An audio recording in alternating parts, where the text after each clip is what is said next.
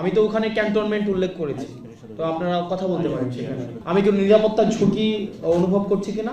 আওয়ামী লীগের আগে বিচার নিশ্চিত করতে হবে, তাকে দল হিসাবে বিচার নিশ্চিত করতে হবে, অপরাধ স্বীকার করতে হবে, তারপর অন্য কোনো আলোচনা হইতে পারে। এর আগে কোনো ধরনের আলোচনা হইতে পারবে না, ইম্পসিবল। আমাদের সাথে যে আলোচনাটি হয়েছে সেনাবাহিনীর ঊর্ধ্বতন কর্তৃপক্ষ কর্তৃক, সেটি হচ্ছে আমরা মনে করছি সেটি রাজনৈতিক বিষয়ে হচ্ছে হস্তক্ষেপ করা। রাজনীতিবিদরাই নির্ধারণ করবে রাজনীতির ঘটনা প্রবাহ বা চলমান যা কিছুই পরবর্তী রাজনীতি কোন দিকে যাবে সেটি রাজনীতিবিদদের হাতেই থাকা উচিত। তো সেই জায়গায় আমরা সন্দিহান বলেই হচ্ছে আজকে গতকাল আমার স্ট্যান্ডটি নিতে হয়েছে।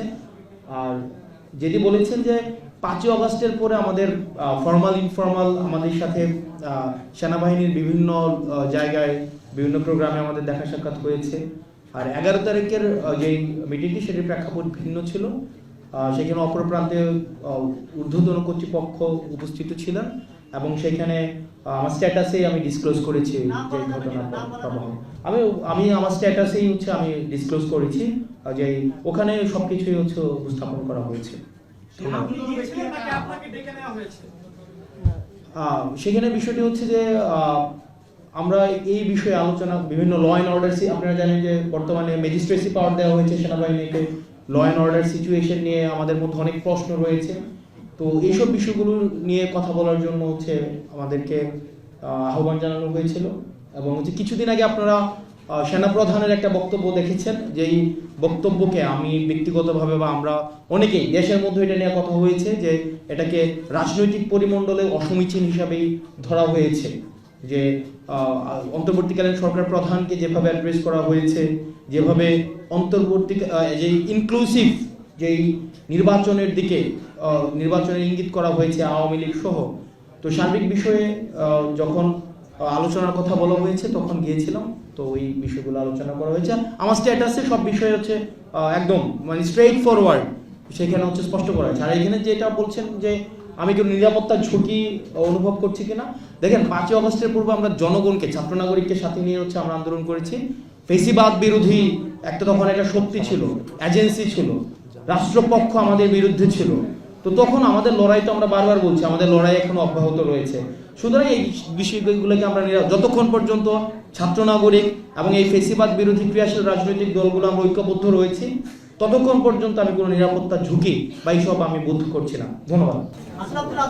আপনি যে পোস্টে লিখেছেন সেই পোস্টের সত্যতা যাচাই করার জন্য সেক্ষেত্রে আপনার ঠিক কার সাথে কথা হয়েছে সেটা কি আমাদেরকে জানানো যাবে? আপনারা হচ্ছে আমি তো ওখানে ক্যান্টনমেন্ট উল্লেখ করেছি, তো আপনারা কথা বলতে পারেন সেখানে। এবং আমরা বলেছি যে এক্ষেত্রে দেখেন 5ই অগাস্টের পরে আওয়ামী লীগ পুনর্বাসনে আওয়ামী লীগ একটা বারবার আমরা বলছি যে এই দলটা এখনো পর্যন্ত কোনো জায়গায় আপনারা দেখছেন রিগ্রেট ফিল করছে কোথাও অপরাধের, ও যে একটা গণহত্যা চালাইছে এটা তো অপরাধী স্বীকার করেনি।